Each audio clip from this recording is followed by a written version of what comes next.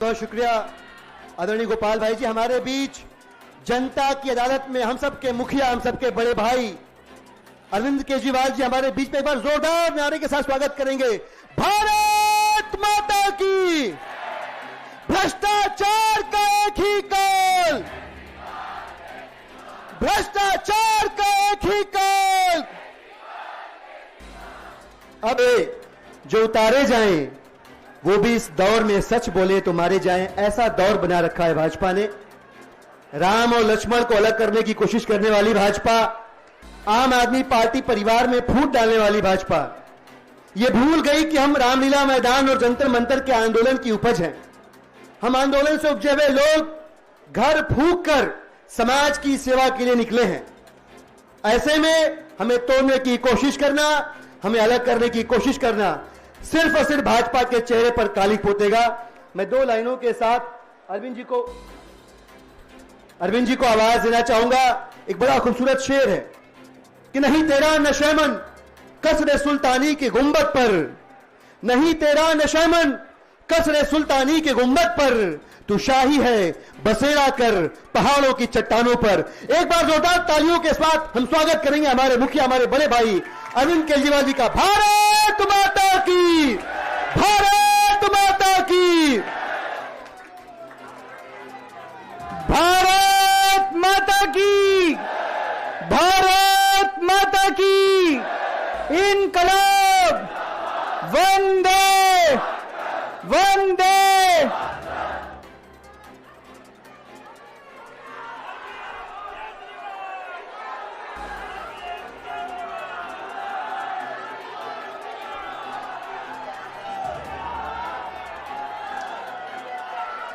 कैसे आप लोग?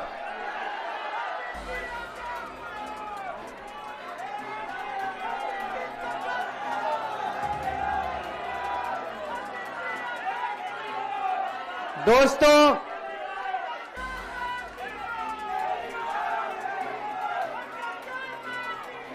आज आप लोगों के बीच में आके बहुत अच्छा लग रहा है और आज यहां जंतर मंतर पे पुराने दिन याद आ गए। मेरे को आज भी याद है, तारीख भी याद है, 4 अप्रैल 2011 का दिन था जब आजाद भारत का भ्रष्टाचार विरोधी सबसे बड़ा आंदोलन, अन्ना आंदोलन, यहां जंतर मंतर से शुरू हुआ था। भ्रष्टाचार के खिलाफ आजाद भारत का सबसे बड़ा आंदोलन 4 अप्रैल 2011 को जंतर मंतर से शुरू हुआ था। 1.5-2 साल, कभी जंतर मंतर, कभी मुंबई, कभी रामलीला मैदान। लेकिन उस वक्त की सरकार भी बहुत अहंकारी थी, उन्होंने हमारी बात नहीं मानी, चैलेंज करते थे, चुनाव लड़के दिखाओ, जीत के दिखाओ, चुनाव लड़के दिखाओ, जीत के दिखाओ, कहते थे ना। हम तो छोटे से लोग थे, हमें तो चुनाव लड़ना नहीं आता था और चुनाव लड़ने के लिए पैसा चाहिए, गुंडे चाहिए, आदमी चाहिए। हमारे पास तो ना पैसा था, ना आदमी थे, ना गुंडे थे, हम चुनाव कैसे लड़ते? पर वो बार बार कहते थे चुनाव लड़के दिखाओ, चुनाव लड़के दिखाओ। हम भी चुनाव लड़ लिए और देखो जनता ने हमको जिता दिया। पहली बार में दिल्ली में आम आदमी पार्टी की सरकार बन गई।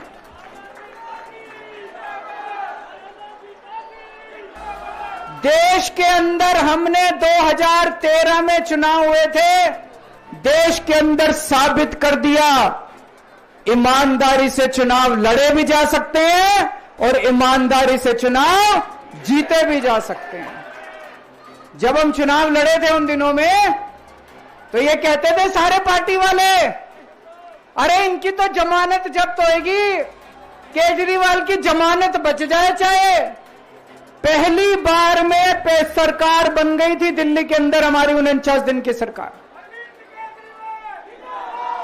ईमानदारी से चुनाव लड़े थे हम, हमारे पास कोई पैसा नहीं था, कोई आदमी नहीं था, ईमानदारी से चुनाव लड़े थे। देश में साबित कर दिया कि ईमानदारी से चुनाव लड़े जा सकते हैं। पिछले 10 साल से दिल्ली के अंदर हम लोग सरकार चला रहे थे, ईमानदारी से सरकार चला रहे थे, ईमानदारी से पैसे सरकार के बचा रहे थे और ऐसी ऐसी सुविधाएं दी हमने जनता को जो कोई कल्पना भी नहीं कर सकता। बिजली 24 घंटे कर दी, बिजली फ्री कर दी, बिजली पानी फ्री कर दिया, महिलाओं के लिए बसों का किराया मुफ्त कर दिया, बुजुर्गों के लिए तीर्थ यात्रा कर दी, शानदार अस्पताल मोहल्ला क्लिनिक बना दिए, लोगों का इलाज मुफ्त कर दिया, शानदार स्कूल बना दिए, लोगों की शिक्षा शानदार कर दी, बच्चों को भविष्य दे दिया।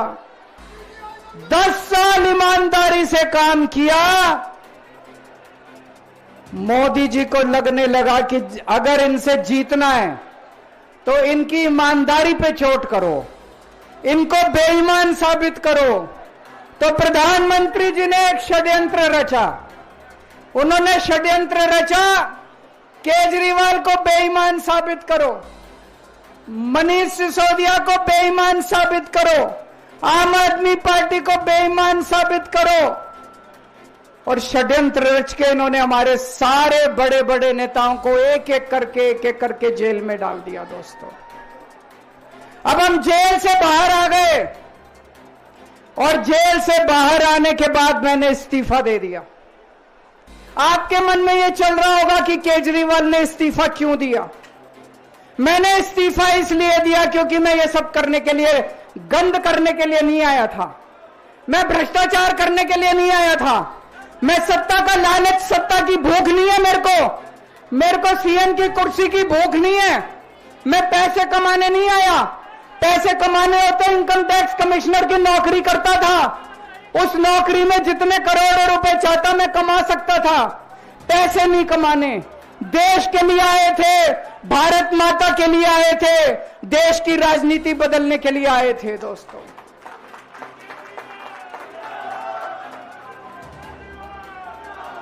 इन नेताओं को फर्क नहीं पड़ता, इन नेताओं की मोटी चमड़ी है, इनके ऊपर जितने मर्जी आरोप लग जाए, इन नेताओं को फर्क नहीं पड़ता। दोस्तों, मैं नेता नहीं हूं, मेरी मोटी चमड़ी नहीं है, मेरे को फर्क पड़ता है। मेरे पे जब ये कीचड़ फेंकते हैं बीजेपी वाले, मेरे को जब ये चोर कहते हैं, मेरे को जब ये भ्रष्टाचारी कहते हैं, मेरे को जब ये गाली देते हैं, मेरे को फर्क पड़ता है। आज मैं बहुत दुखी हूं, आज मेरी आत्मा पीड़ित है, मैं अंदर से बहुत दुखी हूं और इसीलिए मैंने इस्तीफा दिया।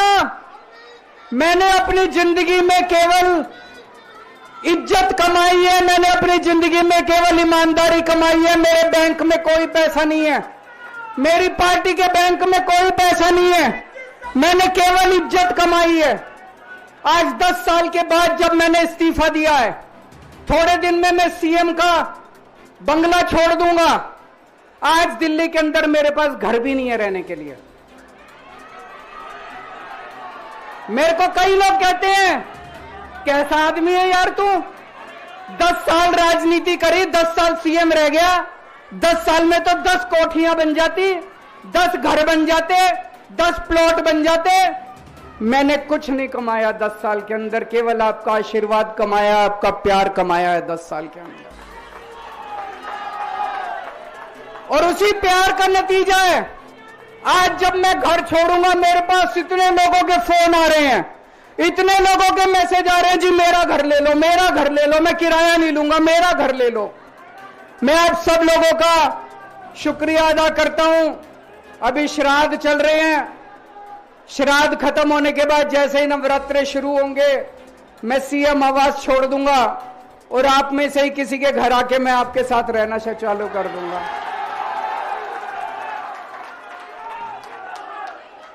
इन्होंने, मोदी जी ने हमारे ऊपर सबसे कठोर कानून लगाया, इस देश का ईडी का कानून, पीएमएलए।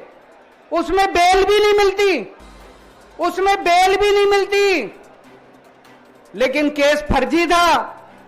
मैं शुक्रिया अदा करता हूं सुप्रीम कोर्ट का, उन्होंने हम सबको बेल दे दी, क्योंकि उनको भी पता था कि केस खत्म है, केस बेकार है। उन्होंने हम सबको बेल दे दी। लेकिन जैसे मैंने कहा, मैंने केवल ईमान, जब मैं जेल से आया मैंने मन में सोचा था जब तक कोर्ट मेरे को बाइज्जत बरी नहीं कर देता मैं दोबारा कुर्सी पे नहीं बैठूंगा। लेकिन मेरे को वकीलों ने कहा यह केस अभी 8 साल चल सकता है, 10 साल चलेगा, 15 साल चलेगा, यह केस का कोई भरोसा नहीं है, यह केस अभी बहुत लंबा चलेगा। तो मैंने तय किया मैं अपनी जनता की अदालत में जाऊंगा, जनता से पूछूंगा कि जनता मेरे को बताए कि मैं बेईमान हूं कि मैं ईमानदार हूं। मैं दाग के साथ नहीं जी सकता, दाग के साथ काम करना तो दूर की बात है, मैं इस दाग के साथ में जी भी नहीं सकता, मैं जिंदा भी नहीं रह सकता। मैं आपसे पूछना चाहता हूं, अगर मैं बेईमान होता क्या मैं दिल्ली में बिजली फ्री कर सकता था? दिल्ली में बिजली फ्री करने के 3000 करोड़ रुपए लगते हैं। अगर मैं बेईमान होता ये 3000 करोड़ रुपए खा जाता, बिजली फ्री करने की क्या जरूरत थी? अगर मैं बेईमान होता क्या मैं महिलाओं का किराया फ्री करता? क्या जरूरत थी फ्री करने की? पैसे खा जाता सारे। अगर मैं बेईमान होता क्या आपके बच्चों के लिए स्कूल बनवाता? सारे पैसे खा जाता। अगर मैं बेईमान होता आपका इलाज मुफ्त करता? पैसे खा जाता सारे। इन लोगों की 22 राज्यों में सरकार है, 22 राज्यों में कहीं बिजली फ्री नहीं है। तो चोर कौन है? इनकी 22 राज्यों में सरकार है, कहीं महिलाओं का किराया फ्री नहीं है, तो चोर कौन है? आज आपके बीच में आया हूं, आपसे पूछने के लिए आया हूं, केजरीवाल चोर है या केजरीवाल को जेल भेजने वाले चोर हैं? जिन जिन लोगों को लगता है केजरीवाल ईमानदार है, हाथ खड़े करके बता दो जरा से। ये कैमरे वाले जरा से दिखा दो कि दिल्ली की जनता क्या सोचती है। जिन जिन लोगों को लगता है कि मोदी जी ने केजरीवाल के खिलाफ गंदा राजनीतिक षड्यंत्र रचा था, जिन जिन लोगों को लगता है कि मोदी जी ने केजरीवाल के खिलाफ बहुत बुरा षड्यंत्र रचा था, हाथ खड़े कर दो सब लोग।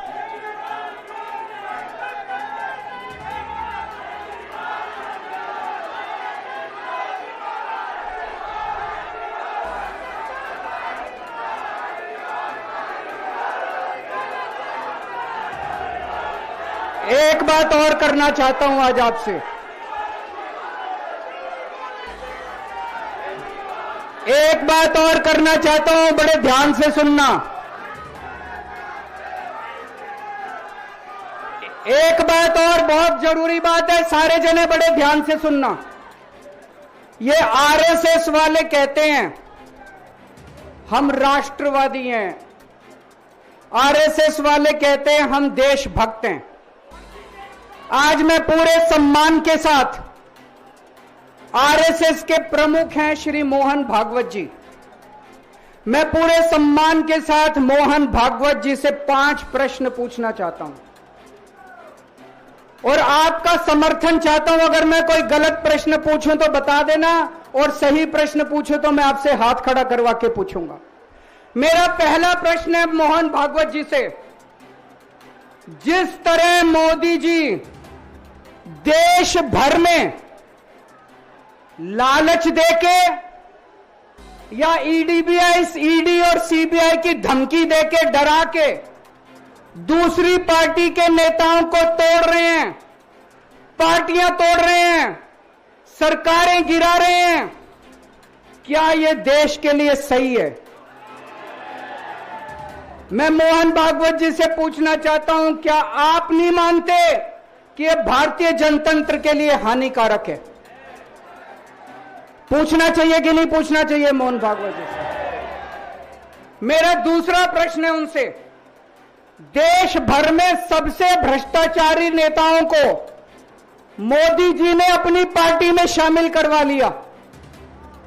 जिन नेताओं को कुछ दिन पहले मोदी जी ने खुद सबसे भ्रष्टाचारी बोला, जिन नेताओं को अमित शाह जी ने खुद भ्रष्टाचारी बोला, कुछ दिन के बाद उनको बीजेपी में शामिल करा लिया।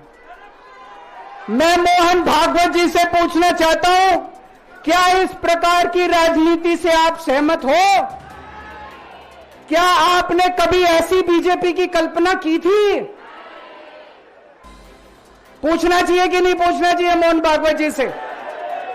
मेरा तीसरा प्रश्न है मोहन भागवत जी से।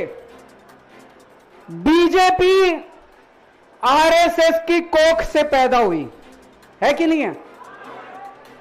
कहा जाता है यह देखना आरएसएस की जिम्मेदारी है कि बीजेपी पथभ्रष्ट ना हो। मैं मोहन भागवत जी से पूछना चाहता हूं, क्या आप आज की बीजेपी के इन कदमों से सहमत हैं? क्या आपने कभी मोदी जी से यह सब ना करने के लिए बोला? मोहन भागवत जी बताएं कि क्या आपने मोदी जी को यह सब गलत हरकतें करने से रोका कभी? पूछना चाहिए नहीं पूछना चाहिए? मेरा चौथा प्रश्न है मोहन भागवत जी से। जेपी नड्डा जी ने लोकसभा चुनाव के दौरान उन्होंने कहा कि बीजेपी को अब आरएसएस की जरूरत नहीं है। आरएसएस बीजेपी की मां समान है कि नहीं है? क्या बेटा इतना बड़ा हो गया कि मां को आंखें दिखाने लग गया? क्या बेटा इतना बड़ा हो गया कि आज मां को आंखें दिखाने लग गया?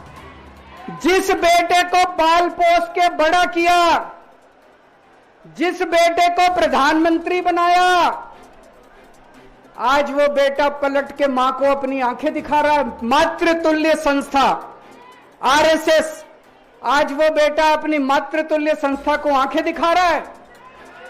मैं मोहन भागवत जी से पूछना चाहता हूं, जब नड्डा जी ने यह कहा तो आपके दिल पे क्या गुजरी, आप जरा बताइए इस देश को। क्या आपको दुख नहीं हुआ? मैं आरएसएस के हर कार्यकर्ता से पूछना चाहता हूं, जब नड्डा जी ने कहा कि हमें आरएसएस की जरूरत नहीं है, क्या आरएसएस के हर कार्यकर्ता को दुख नहीं हुआ? मेरा पांचवा प्रश्न मोहन भागवत जी से मैं कहना चाहता हूं, आप ही लोगों ने मिलकर कानून बनाया था कि 75 साल के होने पे कोई भी व्यक्ति रिटायर होगा। इस कानून के तहत आडवाणी जी को रिटायर कर दिया, मुरली मनोहर जी जैसे बड़े बड़े नेताओं को रिटायर कर दिया, बीसी खंडूरी जी को रिटायर कर दिया, कलराज मिश्र को रिटायर कर दिया, शांता कुमार को और पता नहीं कितने लोगों को रिटायर कर दिया। अब अमित शाह जी कह रहे हैं कि यह नियम मोदी जी पे लागू नहीं होगा।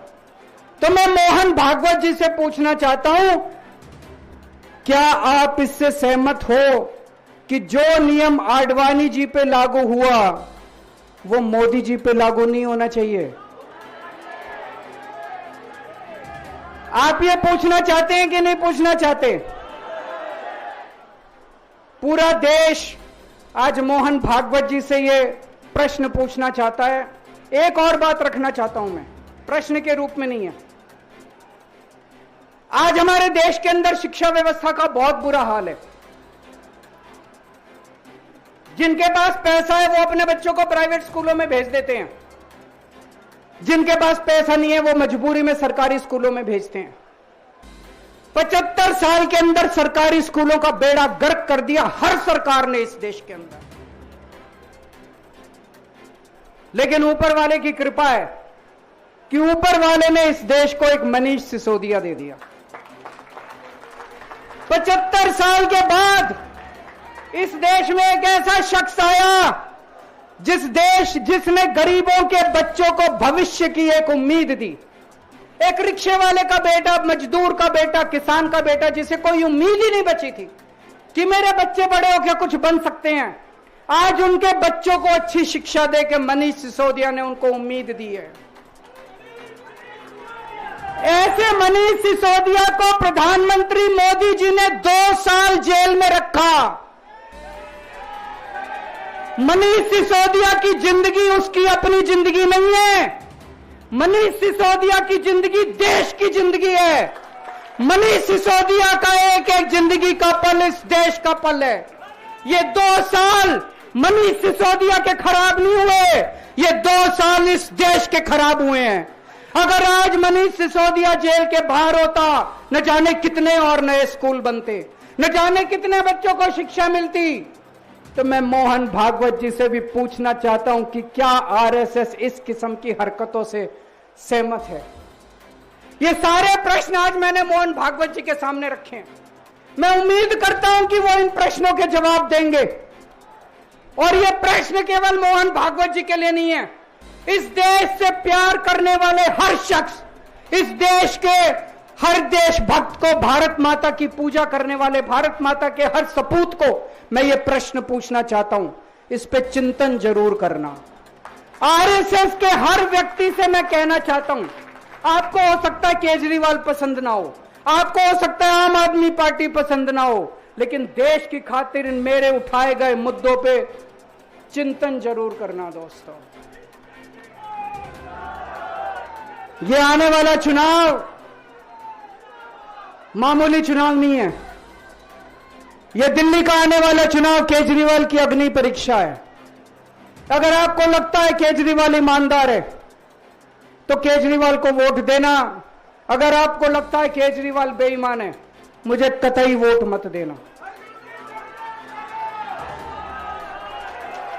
ये जो झाड़ू है ना, ये जो झाड़ू है, ये झाड़ू अब चुनाव चिन्ह नहीं है। ये झाड़ू चुनाव चिन्ह नहीं है आम आदमी पार्टी का।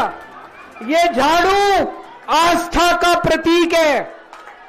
जब एक आदमी वोट डालने जाता है और झाड़ू का बटन दबाता है तो अपनी आंख बंद करके पहले भगवान का नाम लेता है। झाड़ू का बटन दबाता है तो वो मन में सोचता है कि मैं ईमानदारी का बटन दबा रहा हूं। झाड़ू का बटन दबाता है तो वो ये सोचता है कि मैं एक ईमानदार सरकार बनाने का बटन दबा रहा हूं। इस झाड़ू का बटन तभी दबाना अगर आपको लगे केजरीवाल ईमानदार है, नहीं तो इस झाड़ू का बटन मत दबाना दोस्तों। भारत माता की। राष्ट्रगान के लिए सभी साथी मंच के सामने और मंच के ऊपर अपनी अपनी जगह पे खड़े हो जाएं। राष्ट्रगान चले। वोट डलेगा झाड़ू पे।